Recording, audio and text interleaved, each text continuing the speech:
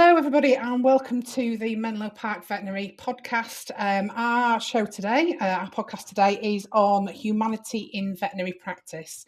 My name is Lucy Emberton-Levison, and I am a recruiter with over 20 years' experience in the field. I'm joined also today by Karl. He is a very experienced veterinary surgeon, and cardiologist. So over to you, Karl. Do you want to give us a bit of an introduction? Thank you. Thank you for the welcome, Lucy. It's good to be You're here very today. welcome. What an interesting topic. Let's see where it leads us. Gosh, I've been a vet for over 30 years now. I started off in a mixed practice on the Isle of Man. At some point there, I managed to get a cardiology certificate for my sins. Stayed on the Isle of Man until about 5 years ago, when I moved onto the mainland. And then I now work as a referral cardiologist in bridge referrals in Newcastle. Yeah. However, probably the reason you have me on here today as much for that is about 15 or 20 years ago, as a lot of vets have, I had a few issues, shall we say. I think it's really good now. One of the things I learned from that is how good it is to talk about mental health issues within the profession, because sadly there's a lot about. For me at the time, initially started with some medication, and then I was introduced to something called neuro-linguistic programming, or NLP as it's known, which I found really, really useful to helping me forward, to the point that I actually went and got trained in it. So I became a certified NLP practitioner, and started doing some coaching with that. Found I loved it, found it's something that really sort of lit me up and sort of got into flow when I was doing it. Went from sort of doing life coaching to started doing some business coaching. Added on various other qualifications and that along the way. Conversational intelligence, which is very much about the science of communication, which I really, really love. That was a really powerful thing. Started helping business implementing systems. And for me, then I sort of around 2000, I think it was, ended up with my own practice. And I found that I just really wanted to try and make sure that my staff were looked after. And a lot of my studying was built around that, as well as what I was doing in businesses. And to the day now, where I am now, is I've literally just launched a business called People First, which is all about helping veterinary practices put people right back at the center of the practices, because I think sadly that's missing today. So I think that's a very, very brief resume of who and what I am. I'm happy to do more questions on that to answer them, but hopefully that gives you It does. It gives us a great introduction. Who I am and what I do. Absolutely. And I think it's so important, communication, isn't it, within any industry, but I think within veterinary even more so. You know, I mean, we talk a lot around kind of, like obviously from a recruitment point of view, we talk a lot about around shortages, you know, salaries, rotas, work-life balance, burnout.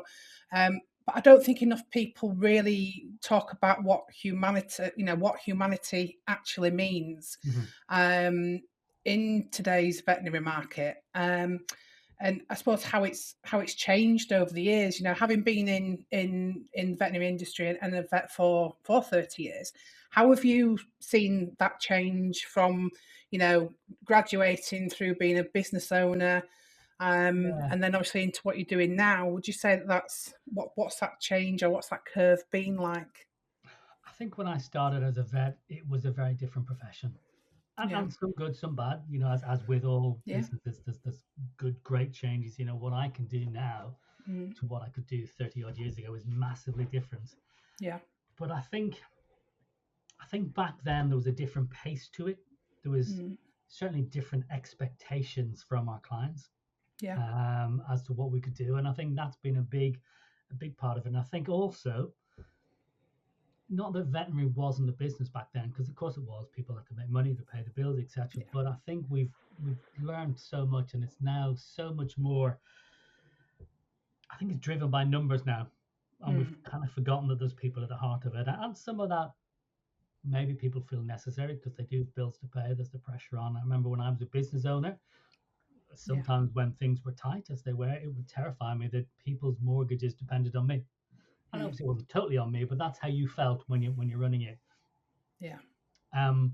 But for me, the way that came out for me was people's mortgages depend on it. And I think we've kind of lost that. It's now more looking at the bottom line and the profit and loss account and that. And whereas that's important, I think that's not what it should be driven by. And in what I teach now, I talk a lot about you should lead the people, not lead by numbers. Lead by people, not lead by numbers.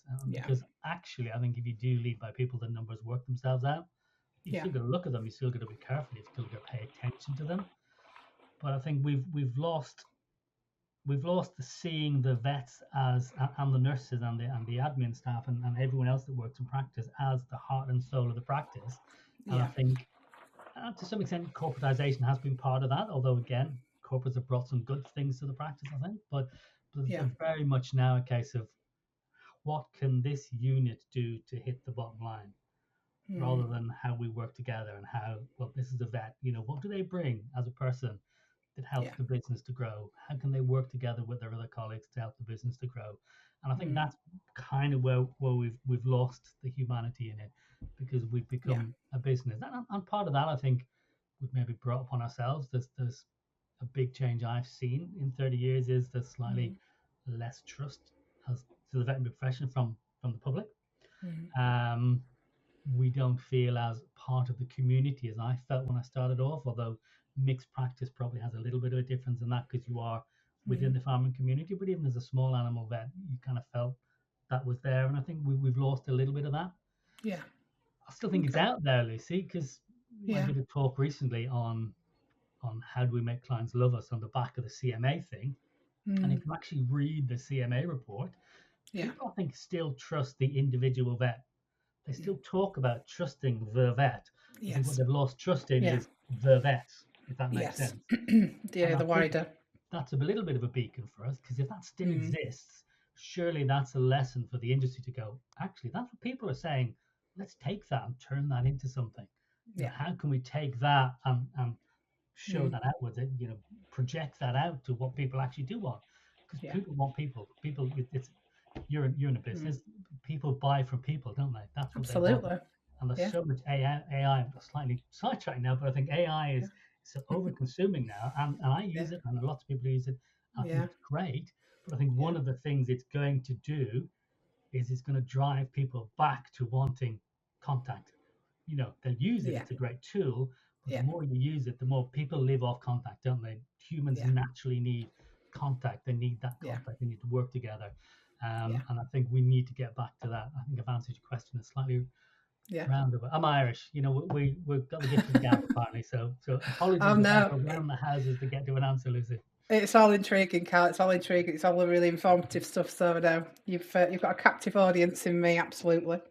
So when you mentioned obviously about corporates and corporatization of obviously the veterinary industry, I suppose my kind of thoughts on that would be, driven by the bottom line. I think that doesn't just go for corporates, so it goes for independents as well. And that kind of, I suppose, the impact of the kind of systematic pressures, market forces such as corporations, but also kind of like that demand versus supply, recruitment churn as well, for want of better words, within the industry. Are we kind of getting to that point where we're asking vets to be superhuman? You mentioned kind of I can't say it, AI, mouthful. And not that it's doing the job for you, but obviously it's helping, it's speeding up processes, etc. But are we expecting too much from people within the veterinary industry, do you think, as human beings? Yeah, I think we are. I think we are, and not necessarily in the way that we think we are. We're not asking vets to turn up with their underpants outside their trousers or anything like that. But I think where we are asking the superhuman, and this is where it's missed. And again, it goes back to the humanity of this. Is I think asking them to be emotionally and cognitively superhuman. There's a massive change in what's expected, as I said earlier on. And I think when I look at the knowledge I came out of university with as a young vet 30 odd years ago, to what vets are now expected to know, it's terrifying. It's absolutely terrifying. And to a certain extent, I think it's now having a slightly negative effect, because in referral work, and I work in a multidiscipline referral practice, we do sometimes see stuff coming in as a referral that when I was in primary care, I loved to do. It was, it was part of the job. It was part of the variety of the job. But I just wonder now, with asking vets to be superhuman, one of the drawbacks to that is they're actually going, no, I can't do that, but I know a man down the road that can do it, or a woman down the road that can do it. Yeah. And because of that, they're losing some of the joy of it because they can't be superhuman. They're recognizing that. But Yeah. I think, yes, we are asking them to do too much, to be too much, and take on all the pressures. There's different pressures to what I had. I think stresses back then, the stresses now are completely different. Yeah. I think now they're very much mounted up, and every person who comes through the door has read Google or has gone on AI, and they've looked up their dogs and their cat signs, and they can ask you this and they can ask you that, and vets are firstly being expected to deal with that. Yeah. Secondly, there's the emotion of dealing with people who are emotional, but also the emotion of dealing with what they're dealing with in front of them. I was talking to someone the other day who is connected with one of the supporting charities for vets, and they had someone on to them, and their boss had told them they shouldn't cry when they're doing a euthanasia. Now, I can understand on a professional Okay. basis why that might be seen wrong, but I think there's nothing wrong with getting upset with your client. No. You know, I've been in a place now where It's I been in have tune with your own emotions, isn't it? There's nothing wrong. It's quite it shows healthy. care as well. It shows that it's not Yeah. just a job, it's not just a number. You Yeah. care.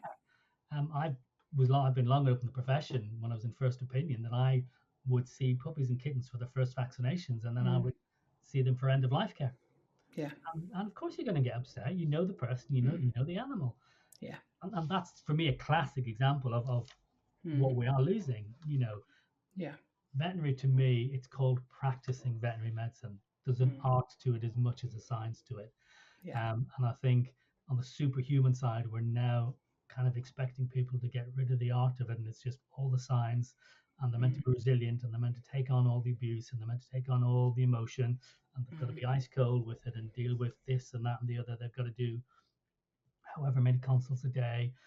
With no space for breathing, because as you said earlier on, people are short staffed, that there's no. Yeah. I feel sometimes they've been asked to do things without leadership being aware of the consequences of that. And I think, to be fair, in leadership, it's not been done on purpose. I think Yeah. sometimes No. as we move further and further away from vets running veterinary practices, you've got people leading who actually don't know what the floor is like. They Yeah. haven't been at the cold face, whatever cliche or you want to use for it. They don't actually know what it's like to deal with it. And I know after a long day's consulting, I can sometimes be as exhausted as if I'd done a day's physical work. People don't realize how exhausting it is. Yeah. I'm not asking them to take on all of this on board, while at the same time, every time they go on social media, they're getting a bashing from somebody. So Yeah. I think the simple answer is yes, they are, Yeah. and then that's not feasible within the space they've been given to work in.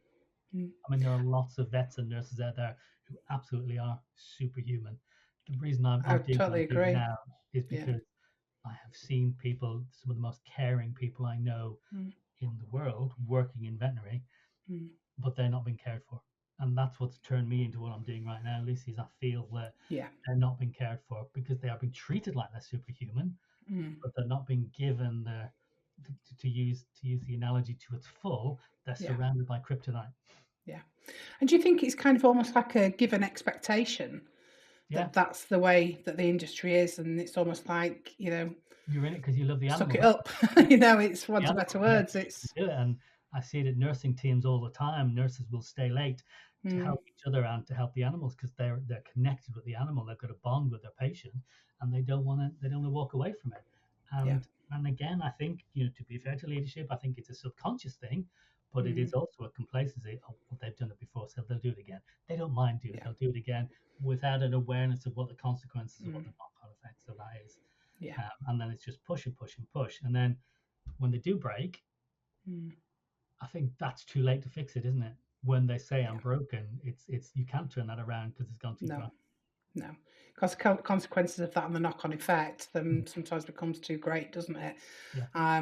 And obviously, I speak to vets and nurses on a daily basis in the job that I do, and I would say on average 10, 15, maybe even as much as 20% of people that I speak to are looking to leave the clinical world, if you like, and look, and that may be for one of several reasons, whether that's burnout, disillusionment, or it's that they've just kind of come to the end of the road and no longer want to practice Yeah. in the Yeah, 'cause traditional sense anymore. Or it may be for career advancement or just to do something completely different. But I think for whatever anybody's reason, it's quite a large percentage of people that are wanting to leave the profession. Um, and I you think know, that's really interesting. And I just wanted to pick up on the point you made in case yeah, people did miss it. What you're saying is 10 to 20% of people aren't asking you to leave to move to another veterinary practice. They're asking you no, to even completely leave the profession. absolutely, And that's devastating yeah, because we're losing some amazing people. And I've seen it in practices yeah, I've worked in, Lucy. I've seen it, yeah, over the years, and it's devastating because they're good at what they do, and you yeah, can see they love it what they've got. They love what they've got to do, and yeah, they've just got nothing else left to give. That no, they've given, all is gone, and they yeah, literally don't have anything left to give yeah. because The it's all tanks, been the taken fuel from. tank's empty, and it's Yeah, it's like yeah, I and they don't need feel fuel, moving to but another practice is going to change that. no, no, no, which is sad and yeah, disheartening, really. Okay, so kind of lots of conversations around obviously people, like I say, looking to leave Mhm. clinical. The biggest question that I ask is why. I've said it before: burnout, fatigue, internal pressures, rota demands. The list is endless. And I've mentioned a couple before. Like work-life balance being a big one. I think following COVID, work-life balance is something that a lot of people do want. But I suppose, how can the industry now change off the back of what we've just discussed? How can the industry change, you think, to um, get to somewhere where we don't get to that point of people saying, I can't do this anymore. Mhm. This is me, Mhm. I'm done. My Yeah, tank is empty. What actually does need to change in your opinion?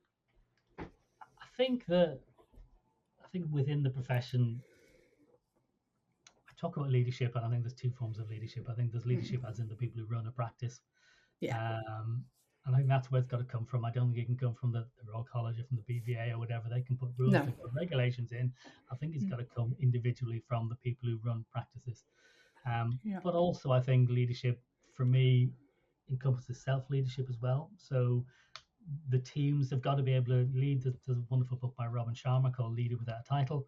Yeah. And it's about what can I do in my position to lead. And that's not the same as leadership as a Yeah. leadership team. Um, but people can't do that unless the culture is right. They can do it in a small way, but Mm, they on their own can't change a culture. And I think it's got to come from the top. It's got to come from the culture. You've got to think about what do I want here. And for mm, me, and what I teach, Lisa, that comes down very simply to mm, psychological safety. I think that's the yeah. key to it all. Or Simon Yeah. Sinek uses a great phrase called the circle of safety. Mm, And to give you a brief outline of it so that it explains what I'm thinking about, he talks yeah. about you want to create a circle of safety around your whole team.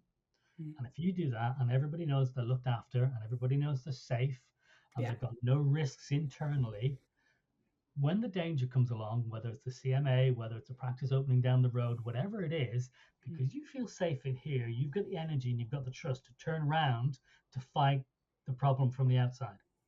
yeah. What often happens, and this isn't just veterinary, is it's within a business, you've got lots of little circles of safety. So you've got this little team here and you've got this little team here, Yeah. and then they maybe not trust this little team. So when danger comes, they're too Mm, busy protecting themselves against the other teams internally, and they become weaker. yeah. So I think to fix this, we need to create environments where people are listened to, where they feel safe, where there's transparency and honesty. It's nothing new. I'm not teaching anything that hasn't been around for a while. Um, but I think especially when you've got I think vets are driven to fix things, aren't they? They're very much, Yeah. I don't know, is the alpha Mm, terminology still used? Whatever they learn, they're very much driven, they're focused, and they need to yeah. fix things. And they need to be trusted to do that and let get on with it. And I think when they start being questioned or when they don't feel safe, they then withdraw in and then teams withdraw in. So I think honesty, transparency, autonomy is really important. Yeah. So people need to feel that whether it's clinical autonomy, which is really Yeah. important, I think, for vets, or whether Yeah. it's simple stuff like, okay, this is the rota. If there's any problems, you sort it among yourselves and just let us know what it is. Even simple things Mm, like that, but it mm, shows trust in the team. Yeah. And I think if we just start with that, build that psychological safety, that's a big step. Yeah. I don't know why we miss that in veterinary. I don't know. Mm. Yeah, there's very intelligent people, very caring people, as I said, but we seem to have missed that little bit. And Mm. whether it is because of the sudden impact of financial, it's. I'm pretty sure the people I worked for when I started off found it easier to make money than people do Mm. these days. I may be wrong in that, but I think there's a lot more rules and regulations, etc., etc. Yeah. So there definitely is more pressure there. Yeah. But that shouldn't get away from the fact that if you, I think it's Richard Branson said, and this is, I've used this a lot in when I teach, says that Mm.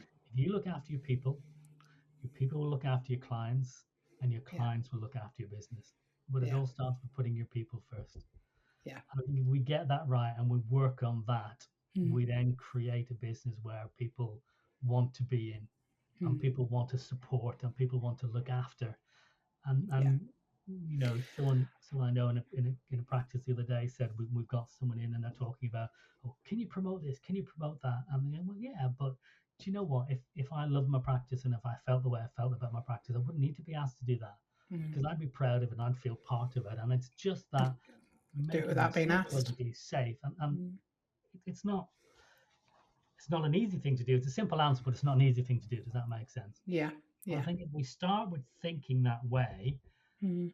we get our people on board. And when our people are on board, they do the work for us because they Yeah. feel supported and they feel safe and Yeah. they feel they can get on with the job, and they want to tell people about how well they're looked Mm. after and therefore how well they look after their patients. Yeah. Yeah. Does that answer your question? Absolutely. It's that buy-in, isn't it? It's that mutual kind of respect Yeah. that you feel that it's a two-way street, that if you're being looked after at work, Yeah. they'll look after, it's like it's a two-way street, it's, But it's got to come well, from the top. And yeah, people go on absolutely. about, oh, I want my team to Yeah. trust me. I want my team to trust me. You've got Yeah. to show that trust Yeah. first of all. You've got to show It's that got to be built. It's got to be earned. vulnerability is a big word. I'm a big fan of Brené Brown. Yeah. She uses vulnerability a lot in her talking. Yeah. And I think you have got to be brave, and it takes braveness. It takes Yeah. won't be rude on your podcast, but it takes a good pair No. to stand up and be vulnerable in front of your team. And I think Yeah. part of maybe the problem in veterinary is this, the sort of people who become vets maybe find that difficult to do. Yeah. But if you do that, you then create the trust. But it's got to come from the top first, whether it's 1, 2, 4 directors, whatever it is.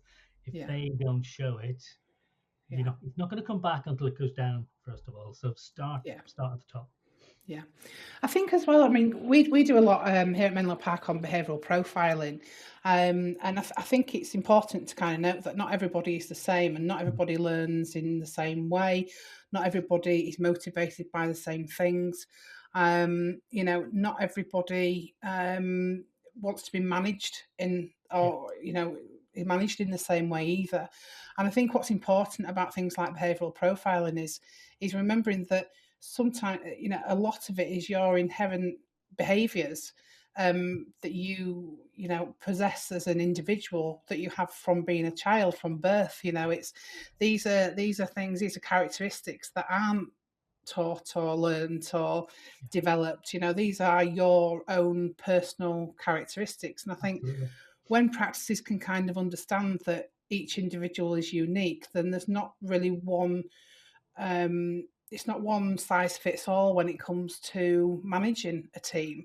And I think if you can understand each individual's needs and development points and management styles and adapt that accordingly to your team, you do get more success. You do get that buy-in. You do get that respect. You do get that vulnerability, as you said, in terms of that two-way street between the employer and the employee. And I think, more and more practices probably need to adopt that kind of style of management, to see humanity, I suppose, within practice improve, for want of better words.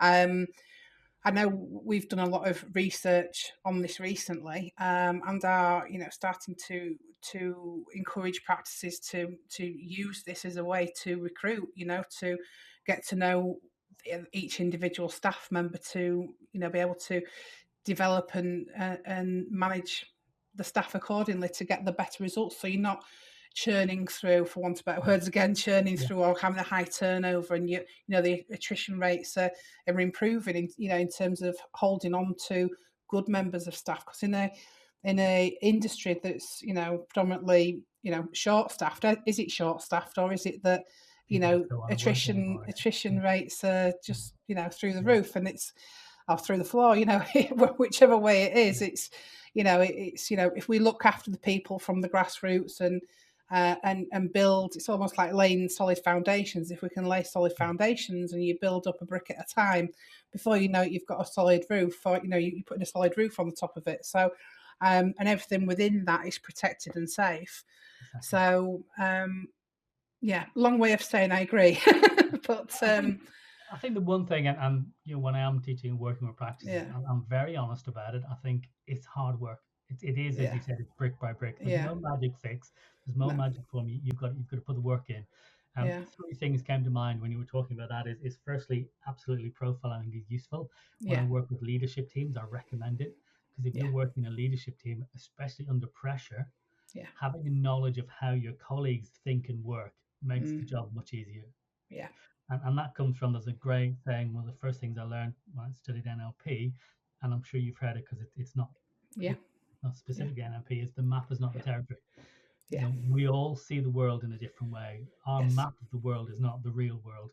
No. And that for me was one of the biggest learnings. I had problems with a business partner at the time, was part of my issues. And when I started realizing that, actually, he's never going to agree with me because he sees the world in a completely different way than me. And I'm not wrong and he's not wrong. It's just how we see the world. That's a core part. When I teach workshops and communication workshops to vets, that's one of the core parts of it is, if you learn that and you're aware of that, it makes life a lot easier. It really does make a lot easier. And then the final thing is, one of the things I started trying to do when I had my own practice and I was running it on my own when my business partner left. If you know your staff individually, you find out what they enjoy and find out what they're good at, and then you fit that into their job profile. So if they're a nurse and they're a brilliant nurse, but they actually like social media, or they're good at taking photographs, you go, hey, would you be interested in doing the photographs for social media? And A, they feel listened to because you've listened to what they're good at and what they like doing, and B, you've given them a chance to mold that into what they do at work. So they feel listened to, they feel valued, and they've got a certain amount of autonomy because they can go and do that within what they do. And that, it goes back to what you were saying. It's just understanding your staff and listening, and properly listening, not listening just to, tick off a box and ask the next question sort of thing. And I think that is so important. But yes, it's a brick by brick thing. It's a learning thing, and it's a hard work thing. But my goodness, it pays off. If you're willing to do it, I think it pays off, because long term, the evidence is out there. Long term, you look after your people, sort of, it's a slow growth, but it's a continued growth. If you go for the whole shareholders economics, where it's all the bottom line, all the numbers and all the metrics, it grows like that, but then it drops off again. I much prefer this, where it's going up and a happy staff. You've got people who enjoy being where they are. Yeah, absolutely. In terms of I suppose humanity within recruitment, so setting aside the kind of practice side of things and obviously the teams within the leadership, when it comes to recruitment and people wanting to join a practice, so they're in a position where then their current practice, they're not getting what they need from their team, from their leadership, and they're out looking for a job. What do vets wish from recruiters or from employers? What do they want them to understand before hiring and during employment? Do you think it's pretty much the same, or do you think there's any differences? And have you seen any changes again? I think there's always going to be differences, because people have different things that they want, don't they? Everybody wants something slightly different out of it. I'm really, really lucky, Lucy, in that I've never had to work with a recruitment agency in my career, which is I'm really lucky. No disrespect to, I just never had a need for it.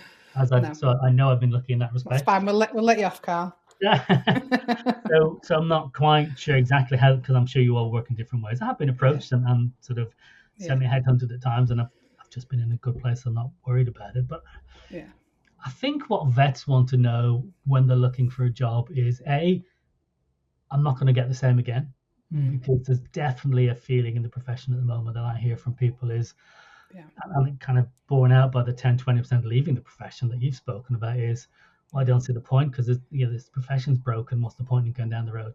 And that's a term I hear a lot. The profession is broken. Yeah. What's the point in going to a different veterinary practice? So I think when people are looking to recruit and move, the first thing they want to know is it different to where I am? Yeah. So I think presumably it's got to be done in a very delicate way, and some people will and some people won't talk, but I would assume the first thing recruiters are going to have to do is tell me why you're leaving where you're going. And I'm assuming that's what you do as a part of your initial interview. What is it about it that that you're unhappy with? And then follow that up with, no, really, what you're not happy with. Because from coaching, I'm a great believer that often the first answer you get is not the real answer. And it takes a bit of digging about. And I suppose once you have that, they then need to feel comfortable that what you're offering is really what you're offering. And that can be really difficult because sometimes when you go into a place, you don't know what it is. But I think everybody wants a fair pay. Nowadays there's a much bigger awareness of what the sort of a decent salary is. I think most vets and vet nurses that I know aren't looking to be overpaid, but they do want a fair salary because they'll know if they're being underpaid. So they want a fair salary. But beyond that, it's all about culture. It's all about not being rushed to do everything. It's all about, am I going to work late every night, or is my finishing time my real finishing time? And it's about honesty and transparency. That's what they're looking for from practice, I believe, from speaking to them. And also, I think there's a lot of use, and I've used it in the past, of we're like a family. And I think that's a double-edged sword. I think some families I know I wouldn't want to be part of at all because they fly like a cat and dog. But I get what they're trying to get across. For me, it's more about being aware of family. Obviously, the profession now, compared to when I started, is predominantly female. And that brings a different way of having to do things. But I always looked at that, or tried to look at that, Lucy, in the way, well, let's embrace that. So, if everybody wants to work 20 hours a week, that's great. Let's have a few people covering it rather than trying to squeeze it in. So I think they want an awareness of that there's flexibility. And the story I normally tell when people ask me, and hopefully none of my old staff listen to this and say, no, he's talking totally rubbish, but I like to believe the way I worked was that, if things were quiet, there wasn't a lot going on, if they wanted to sit around and have a cup of tea and a chat, I really had no problem with it. Because I knew that if the brand stuff hit the revolving device, that they would get up and they'd get straight into it and they would deal with it and they would help each other. And I think that's what a lot of staff want is that little bit of flexibility, because sometimes it feels to be only one way. Or will you cover this because, will you cover this because, will you cover this because, and that goes. And then it's I can't get childcare, or I've got a sudden appointment at the doctor. Can I have business doesn't allow it. And whereas I get the business doesn't allow it because I've been a business owner and it is tough, I don't think you have the right to ask your staff to be flexible and then not be flexible. And I think that's a big thing that people want in the world that we live in, because the hours that veterinary we work make living your life difficult, don't they? We don't work 9 to 5, whatever. So I think they want that flexibility. So it's an honesty, a transparency, and a willingness for people to say, no, you can't have it because of this, but we'll give you this instead. Or, there's got to be a give and take. It goes back to that two-way street, doesn't it? Pardon? It goes back to that two-way street of give and take, and Absolutely. not doing anything that you wouldn't expect to do yourself, I suppose. Age-old story, isn't it? I think it's always good if also you can get honest testimonials from people who already work there, or if whoever you were recruiting for is willing to do introductions to people who work there. Private ones that are away from the practice, they can have a chat with them, and I think that will tell you a lot. If they go, here's I've spoken to Mary, here's Mary's phone number, WhatsApp or whatever, and have a chat. I don't want to be around you, just do that. I think that speaks volumes. It does. If people have to do that. Yeah, it goes a long way, actually. You're surprised. Well, maybe not surprised, but no, it does definitely go a long way with that. Okay, so over the last 30 years, what would be your kind of red and green flags then? If you were, obviously you're not using an agency, but if you when looking for a job, what would be kind of your red and green flags for moving on or being interested in moving into something new? I think so. Where I am at the moment, one of the reasons I went for that was because they very clearly and honestly spoke about the ethos they have. Yeah. And when I went for interviews, it absolutely did seem to be lived. And I know I've spoken about culture and values as kind of a part of culture. And I think we're all very good through all business of coming up with your core values, and then they go in a poster and they get stuck on the wall, and that's it. We never talk about them again. And I think it's green flags are, these are our values, and then you see them lived out. You go for a tour around the practice and you see them actually being lived out, you know. So when I used to teach values and when I do it with leadership teams, it's a case of, and I'm sure you praise in public, and what's the opposite of that? It's gone there. Praise in public and discipline in private. That was it. So you see people wandering and said, that was great. I love what you did there in front of us, and I've always tried to do that. I think that's great. So what's the ethos? What's the culture? And when I visit the practice, am I physically seeing that, or am I seeing harassed people running about the place looking stressed? I think long-term staff. So have they had people that are there for years, and do those people still look happy? Because the mother lives in the same town and they needed to look after the baby. Not a point of burnout or I think evidence of long-term staff. And I think then being willing to talk about challenges. So not just showing you the positives, they're willing to go, when you're going for a job interview, they're willing to answer difficult questions, as in, if this happened, what will this be? You know, I remember working a job that all seemed great, and then something small happened. It wasn't really big at all, and it wasn't even clinical, but I just felt I didn't have the support of the directors. And I thought, this is over something minor, that I hadn't even done anything wrong. It was to do with a local charity. And I thought, shit, what happens if something really bad happens? Am I just going to be the one that's hung out to dry? So, see when you challenge them on things. And I do think in general vets are quite good at reading people, because it's what we do day in, day out, and use your intuition. How does the answer feel when you ask the challenging question? Does it look like a scripted answer, or does it look like they're going, oh shit, well, that's an interesting. Use your judgment. Most vets are clever people and are good at reading people, so use it. I think red flags, as much as I've used it myself, I do think nowadays, unfortunately, we're like a family here, is a little bit of a red flag. You need to know what that means. So ask the question, what do you mean? Does that mean you fight every Friday night over who buys the gift or whatever? Are you actual family? Pardon? Are you actual family or? I think if information you're getting back is vague, so the road is this, but somehow, and just sort of how solid is the information you're getting. I think not letting you speak to staff or whatever.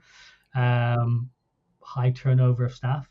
I mean, there can be reasons for that are good reasons, but it's certainly something you'd want to ask yourself. I think they were the main things, but I think use your intuition, and we are a small profession. If you ask around, you'll probably find know somebody who's been there. But I would add a caveat to that though. I'm a great believer there's always two sides to a story. So any negative information I get, I always take with a little pinch of salt. Somebody once told me there's three sides to every story. Yes. Was it your side, their side, and then the truth? So exactly. Absolutely. So I say a pinch of salt goes a long way. It is worth asking about though, isn't it? And just sort of having a sniff about. So I think probably they're the ones that really spring to mind. Some really good advice.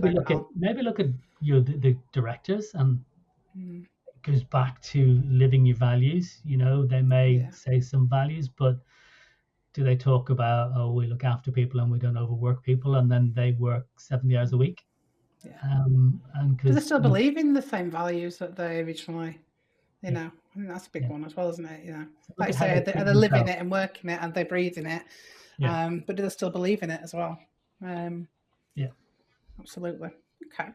So what would be your one wish, if you had one wish for the veterinary industry in terms of ensuring that humanity in practice was restored or could improve? What would be your one wish to do that or to see that happen?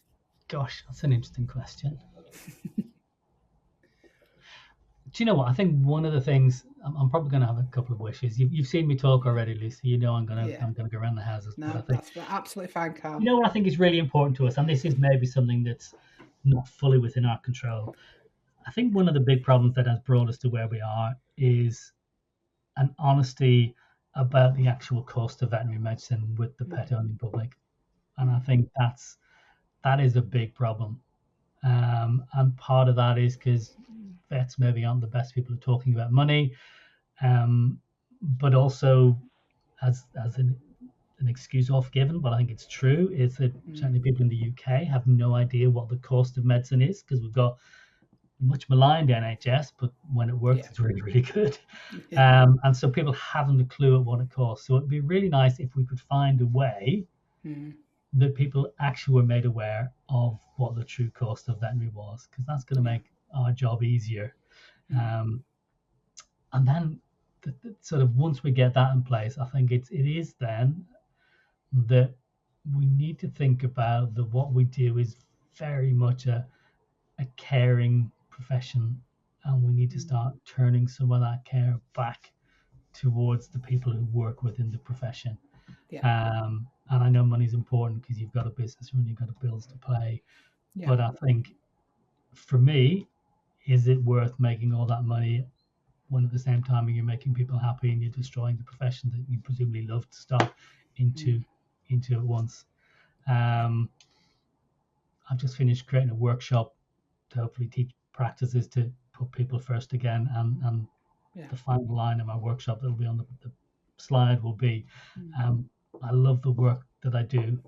I now feel that I'm going to be loved for and cared for doing it.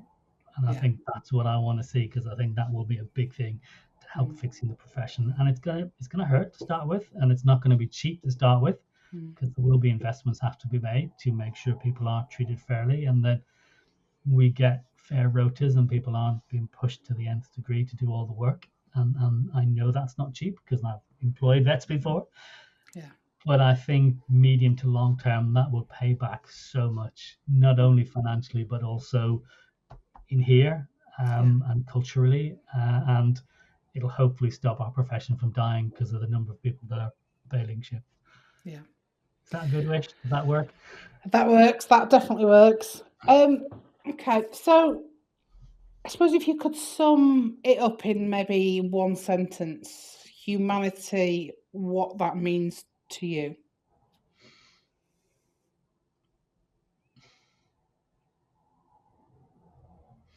I think it's an adaptation of the Richard Branson quote I mentioned before. I think is humanity is remembering to put the important people back at the heart of your practice.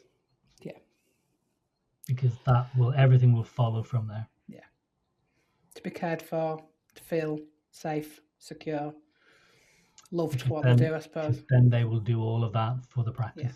If they feel that, it's human nature, Lizzie. It's literally how our biology works. Literally how we're hardwired. We're hardwired to work as a tribe, to look after each other. And when we do that, we work so well and we can achieve so much by doing that. We've just got to be given the chance to do that, and that's built on trust and communication. Go right back to where we started. Communication is the core of that. And I spoke about conversational intelligence, which is one of the things I'm certified in, and that looks at the neuroscience of communication. And the words that we use and how we say them actually have a neurochemical reaction in us. We use the right words and we release oxytocin, which is the cuddling hormone or the trust hormone. So you use the right language, you build the trust. Everything flows from that. You then got the honesty, you've got the transparency, you've got the autonomy. It all comes from that trust. And then you've got the safety. And then everybody feels warm and cuddly. I know I'm slightly eulogizing here, but we all feel warm and cuddly. And then we look after each other. And that's literally how it works. And I think that's a perfect way to to probably end the conversation there, Karl, in all honesty, because I don't think we can put it any better than that, really. Do you have any kind of final thoughts or advice for any practices or vets out there that be listening to the podcast today?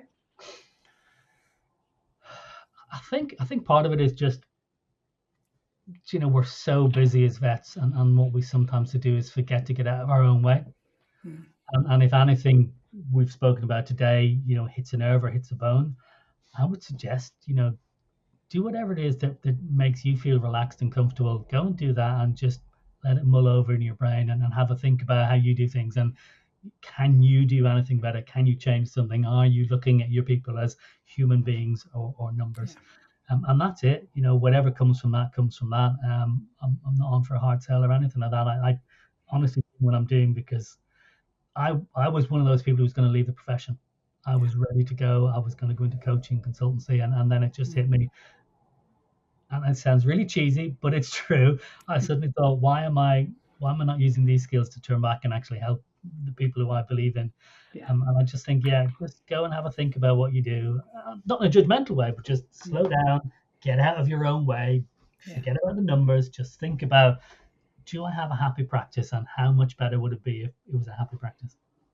Yeah. Nice and simple, hopefully. Very well, very good, very good. Well, thank you so much for your time today, Karl. I've found it wonderful speaking to you, so thank you so much for your time and for your advice and your expertise. I will be including, obviously, some of your details along with the podcast for anybody that would like to get in touch with Karl in regards to anything that's been discussed today as well. As well as contact details for myself here at Menlo Park. But yeah, if anybody has any questions, then please do reach out to myself or Karl, and we'll hopefully be able to help in some way. But no, thanks again, Karl. It's been a pleasure, and thank you very much, everybody, for watching, listening. We hope it's been of use. So thank you for having me. Really enjoyed the chat. Oh, no problem at all. Anytime. Thank you very much, and goodbye, everyone.